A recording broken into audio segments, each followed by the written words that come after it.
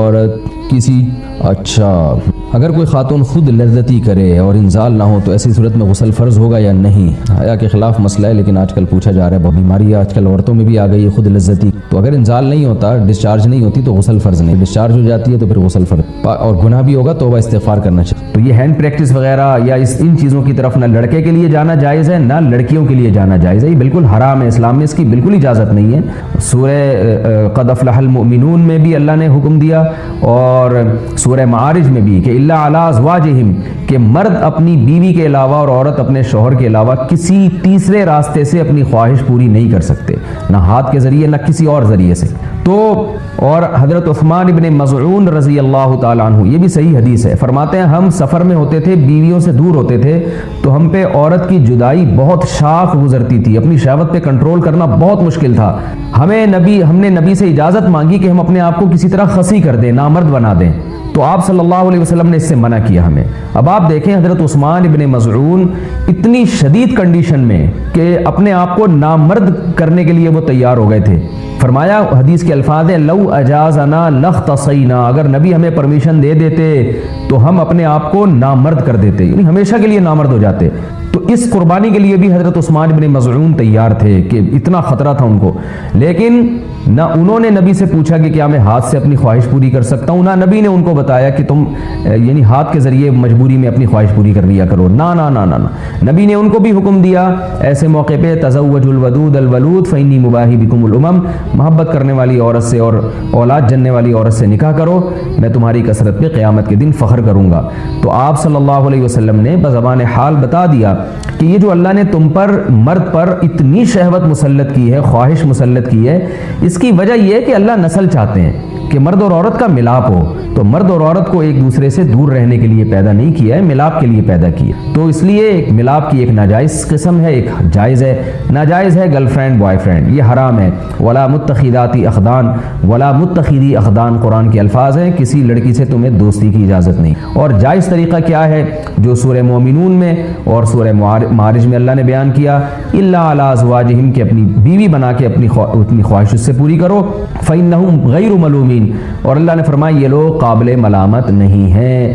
اگر نکاح کے ذریعے آپ خواہش پوری کرو گے تو آپ کو دنیا تو ملامت کرے گی، لیکن اللہ کی نظر میں آپ کو سرٹیفکیٹ مل گیا کہ آپ قابل ملامت نہیں۔ یہی وجہ ہے کہ علماء نے لکھا ہے کہ جو بیوی کے ذریعے بھی اپنی خواہش پوری کرے نکاح کر کے، اسے ملامت کرنا، اسے تانا دینا، یہ اس پہ کفر کا خطرہ ہے، کیونکہ اللہ نے اس کو سرٹیفکیٹ دے دیا کہ بھئی یہ قابل ملامت نہیں ہے۔ تو اپنی جانوں پہ ہم سب کو رحم کرنا چاہیے۔ زنا معاشرے میں بہت تیزی سے پھیل رہا ہے، کو ایجوکیشن سسٹم نے تو ہمارے فیملی سسٹم کو تباہ و برباد کر دیا ہے۔ تو اللہ میاں نے جو اجازت دی ہے الا علی ازواجہم او ما ملکت ایمانہم، اور کیا فرمایا فمن ابتغى وراء ذلک، جو نکاح کے علاوہ، اللہ نے ذالکہ جو ہے نا اس میں اشارہ ہے، ہاتھ سے اشارے کے وقت یہ ذالکہ کا لفظ استعمال کیا جاتا ہے، گویا اللہ نکاح کی طرف نا بیوی کی طرف اشارہ کر کے کہہ رہے ہیں کہ اس کے علاوہ کوئی اور راستہ اگر تم نے اختیار کیا، یہ کیوں گویا ہاتھ سے اشارہ کیوں؟ پتہ چل جائے بس یہی حلال ہے، ہینڈ پریکٹس حلال نہیں ہے تمہارے لیے، اسی طرح کسی اور راستے سے اپنی خواہش پوری کرنا حلال نہیں ہے تمہارے لیے۔ تو اس لیے اللہ نے بتایا صرف یہ بیوی ہے، صرف یہ ہے، اس کے علاوہ کوئی بھی راستہ اختیار کرو گے فاولئک هم العادون، یہ لوگ اللہ کی حدود کو توڑنے والے ہیں۔ تو یاد رکھیں کسی مفتی کے فتوے کی بیس پہ یا کسی اسکالر کے فتوے کی بیس پہ یہ اس کو جو ہینڈ پریکٹس ہے اس کو حلال کرنے کی اجازت نہیں ہے۔ قرآن میں اللہ نے بہت واضح فتویٰ دیا ہوا ہے اس بارے میں، تو اس لیے آج کل نوجوان بہت تیزی سے اس طرف جا رہے ہیں، تو بہت احتیاط کی ضرورت ہے اس میں۔ یہ نوجوانوں کا مسئلہ ہے، آج کل بہت زیادہ پوچھتے ہیں کہ جی ہینڈ پریکٹس کی عادت پڑ جاتی ہے، تو کہتے ہیں میں نے یوٹیوب پر اس عمل سے بچنے کے لیے کافی سرچ کیا کہ کوئی طریقہ مجھے مل جائے، لیکن صرف وظیفے ہی بتائے گئے ہیں، تو کیا اس سے بچنے کے لیے صرف وظیفے کام آتے ہیں، کوئی اور حل ہے؟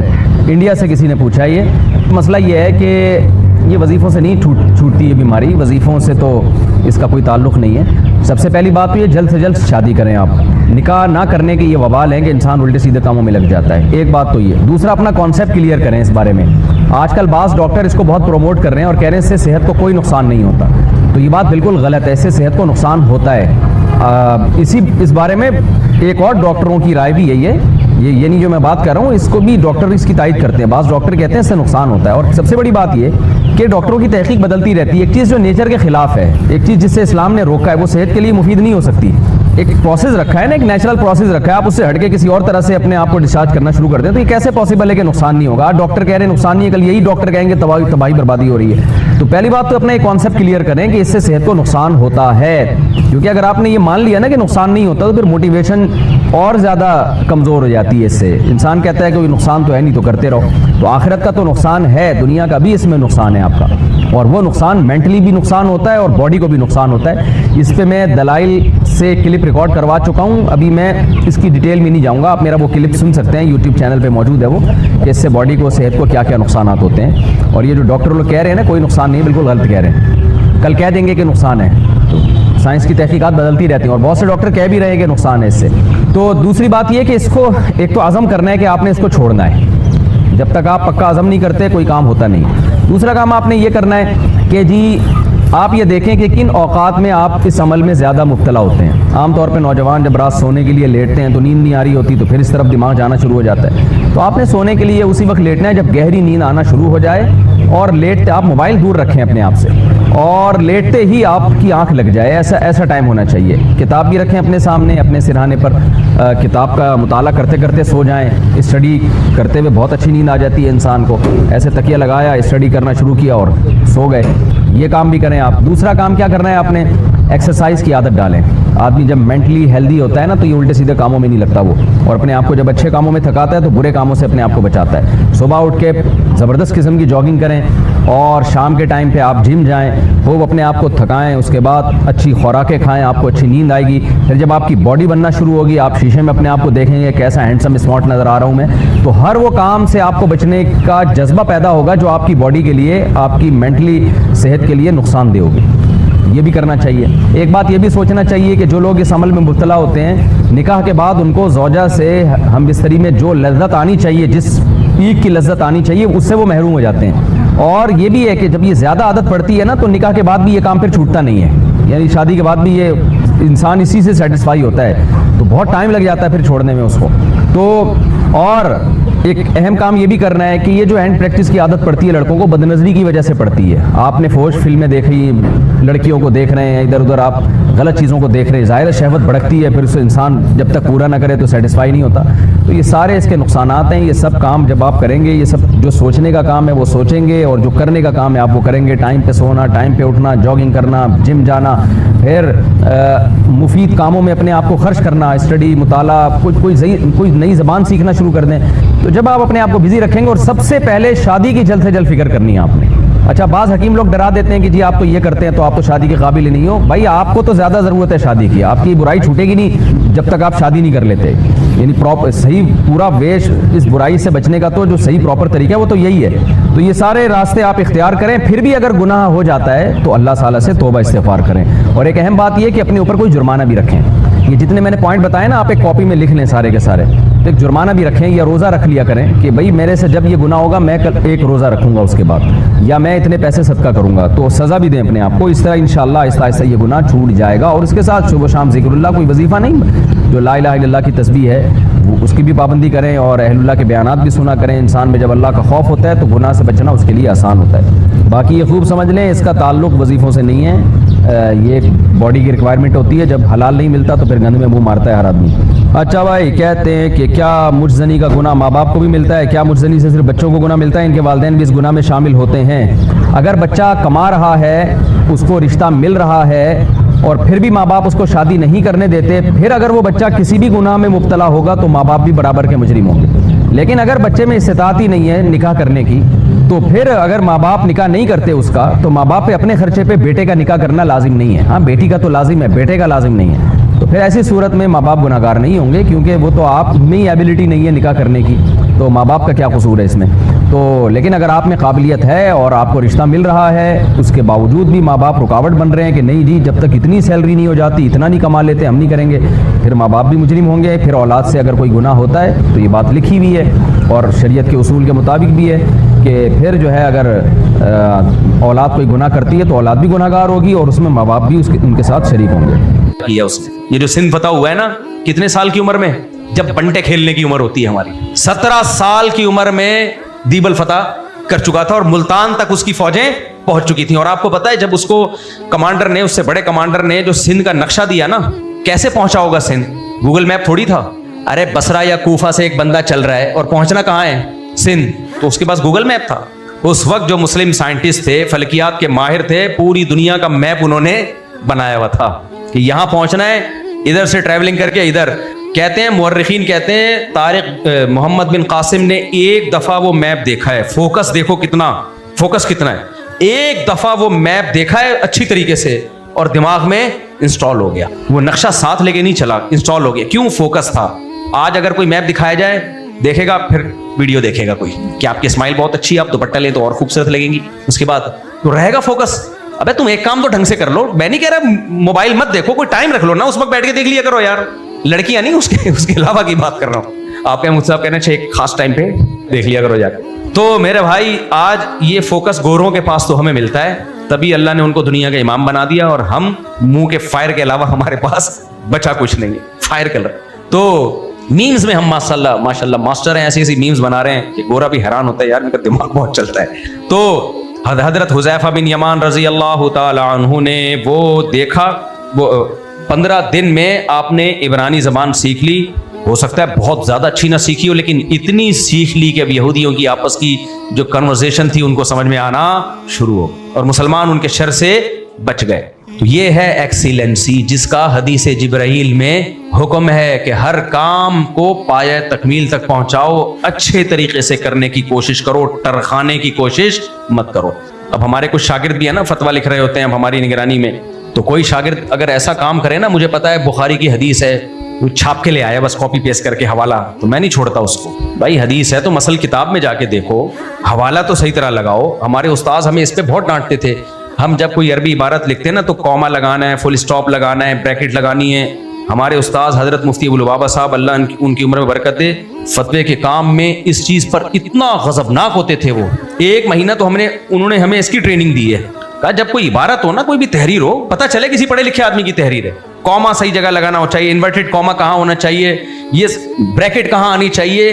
जो पेंडुओं की तरह लिख रहे होते हैं, थर थर लिखते जा रहे हैं, कोई पैराग्राफ नहीं है, यहाँ से शुरू किया और लाहौर जाके खत्म, पता ही नहीं कि नया मजमून कब शुरू हो रहा है, कौन सी तहरीर का क्या मतलब है, ये कोई नया टॉपिक आया है। पेंडुओं की तरह तहरीर से पता चल जाता है कि इस बंदे में कितनी काबिलियत है, सुस्त तो नहीं है। जो सुस्त आदमी होगा वो नहीं इसकी तौफीक होती उसको, वो कहता है किसी ने कोई रेफरेंस दिया है तो बस वहीं से छाप दो। ना ना ना भाई, आप किताब में जाके देख लो, हो सकता है रेफरेंस गलत हो। तो ये सारी सुस्ती की मिसालें आपको पाकिस्तान में मिलेंगी, और अल्हम्दुलिल्लाह इसमें हम सबसे आगे तो नहीं है, तीसरे या चौथे नंबर पर सुस्ती में 2 मुल्क हमसे भी आगे हैं, वो अरब मुल्क हैं। अल्लाह ने उनको हमसे भी बहुत ऊंचा मकाम दिया। एक अरब कंट्री है, उसके बारे में मशहूर है कि वो सुबह उठ के सबसे पहले आराम करते हैं, तो वो हमसे भी बहुत आगे। तो तीनों मुस्लिम कंट्री हैं जो सुस्ती में दुनिया में सबसे आगे। मेरा ख्याल है पाकिस्तान तीसरे नंबर पे नहीं, चौथे या 5वें नंबर पे आता है, लेकिन है सब मुस्लिम कंट्री। उनमें 3 कंट्री अरब मुल्क हैं जो मुसलमानों के सबसे बड़े कायद और इमाम है ना। इस्लाम की तो सरकारी जबान अरबी है ना, तो वो माशाल्लाह अल्लाह ताला ने, तभी तो हम बर्बाद हो गए ना। फिर कहते खिलाफत कायम करो। कुछ लोग आ रहे हैं, क्या कायम करो? अबे तुम अपने मुल्कों को बचा लो फिलहाल, ये बहुत बड़ी बात है, खिलाफत क्या कायम करोगे तुम? अच्छा खैर, तो यहाँ से बात शुरू हुई थी कि नबी करीम सल्लल्लाहु अलैहि वसल्लम ने, वो जो नौजवान आए थे, उन्होंने जब सवाल पूछा तो आप सल्लल्लाहु अलैहि वसल्लम ने फरमाया, अंताबुदल्लाह का अन्नका तराहु, हर काम को इस तरह से करो, जज्बे के साथ करो। तो हजरत उमर कहते हैं कि कुछ दिनों के बाद नबी ने हमसे पूछा कि तुम्हें पता है वो नौजवान कौन था? हजरत उमर कहते हैं पता नहीं। तो आपने फरमाया, हजरत उमर फरमाते हैं अल्लाह व रसूलुहु आलम, अल्लाह उसके रसूल को ज़्यादा मालूम है। फरमाया ये जिब्रील थे, अताकुम युअल्लिमुकुम दीनकुम, ये तुम्हारे पास इसलिए आए थे ताकि तुम्हें तुम्हारा दीन सिखाएं। और अलामत भी हजरत जिब्रील वाली थी, क्योंकि सहाबा कहते हैं हम में तो थे ही नहीं, आए तो फरिश्ता ही आ सकता है ना इंसानी शक्ल में। तो इस हदीस से उलमा ने बहुत सारे पॉइंट निकाले हैं कि भाई हजरत जिब्रील जब आए थे तो ये क्या हिकमत है कि इंतहाई स्याह बाल और इंतहाई सफ़ेद कपड़े और 2 जानों आके बैठ रहे हैं, तो इसमें कोई हिकमत होगी ना। क्या ख्याल है? असल में हजरत जिब्रील आए तो मुअल्लिम बन के थे, सिखाने के लिए, लेकिन अंदाज सीखने वालों का था, पूछ रहे थे।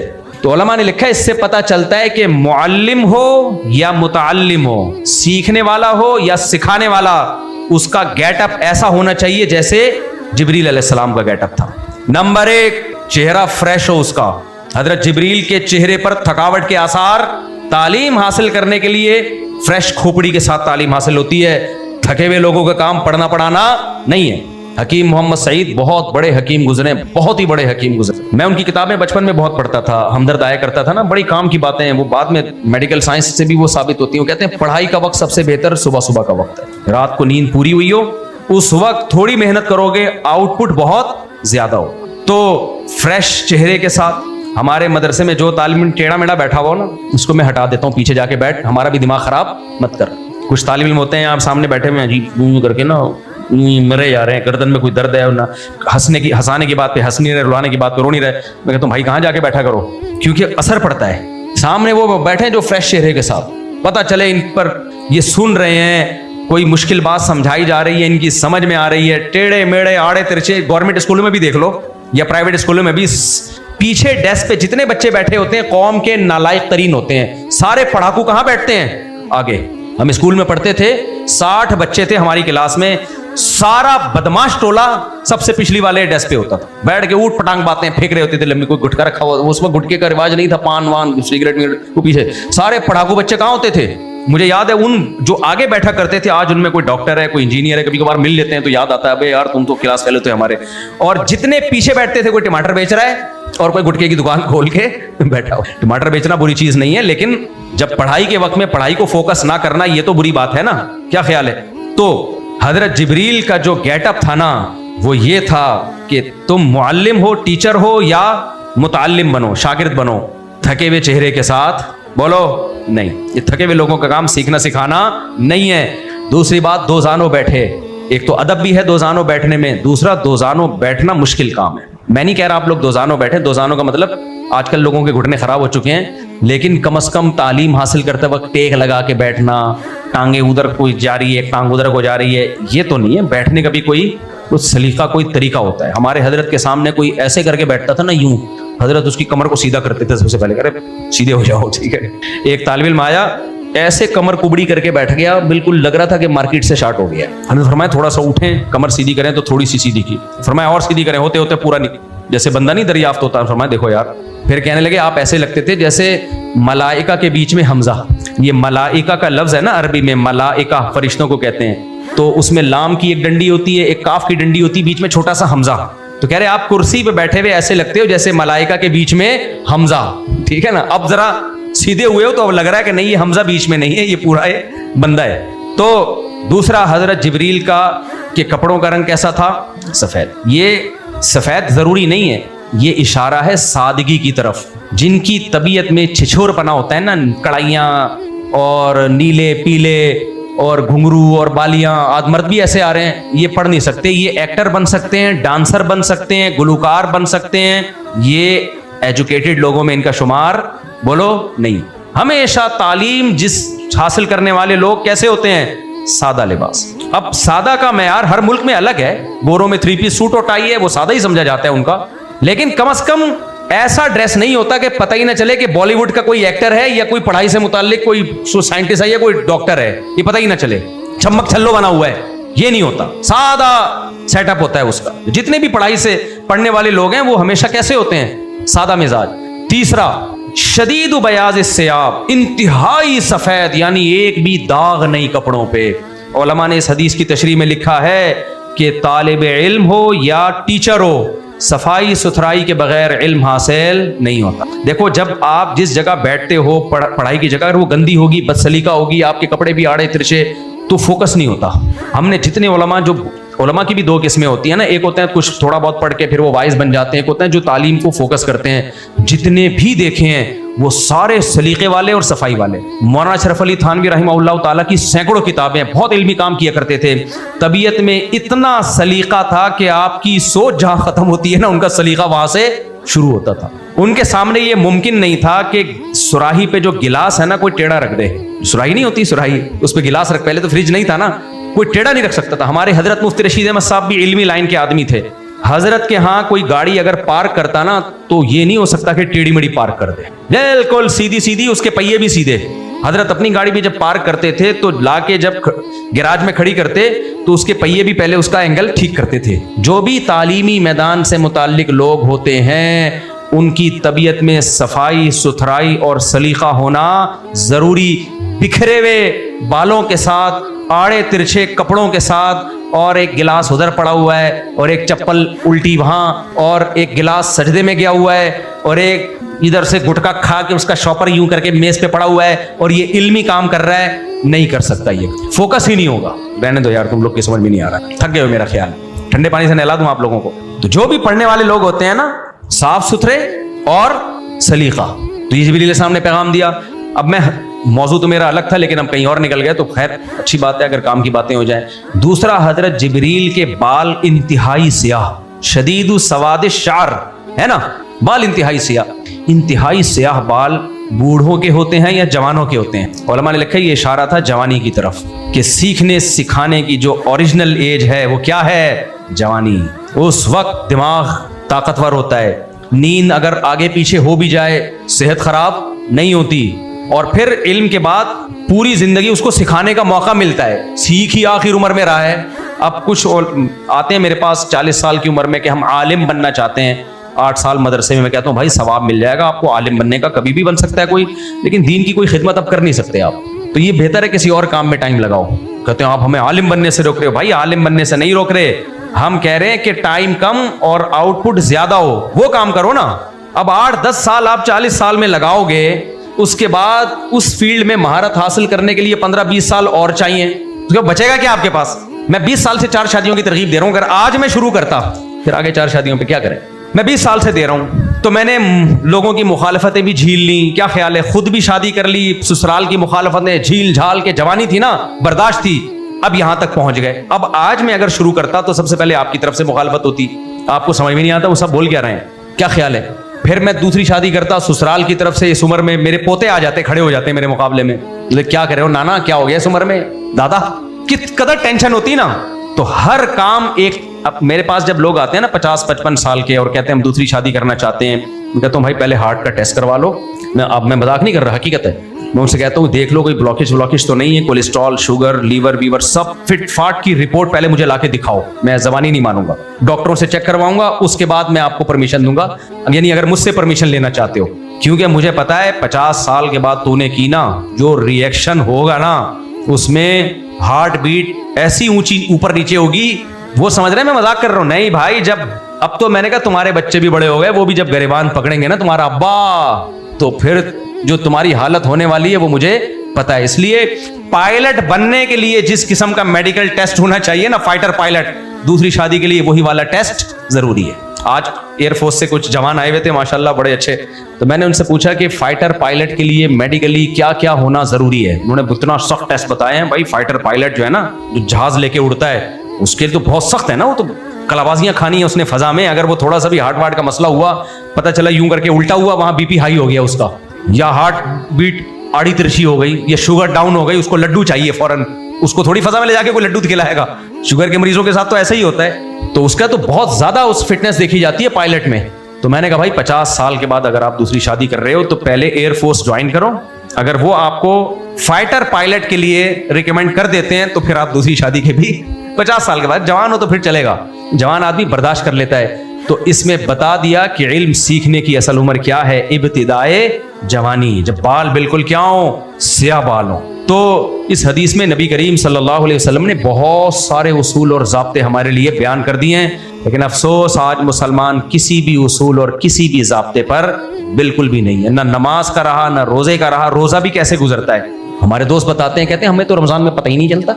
मैंने तो क्यों पता नहीं, कहते हैं सहरी करके सोते हैं, और जो बहुत नेक है वो जोहर की नमाज के लिए उठता है, बहुत नेक है, कहते हैं जोहर पढ़ के दोबारा सो जाते हैं, असर में उठते हैं, बस इफ्तारी की तैयारी होती है। तो अल्लाह का बड़ा फजल है, रमजान बहुत अच्छा गुजरा है हमारा यार, ये तो सभी का गुजर जाए ऐसे तो रोजा तो हो गया, मैं नहीं कह रहा कि ना रखने से ये भी बेहतर है, लेकिन मेरे भाई जो रोजे के जो हिकमतें हैं, मसलहतें हैं, वो ऐसे थोड़ी हासिल होंगी, ऐसे थोड़ी हासिल होंगी। इसलिए रोजा रख के सारे काम करो अपने, तो स्टैमिना पैदा होगा, कुव्वत इरादी मजबूत होगी। भूखा प्यासा रह के भी इतने काम कर लेता है, तो जब खाना मिलेगा तो फिर कितने काम कर लेगा।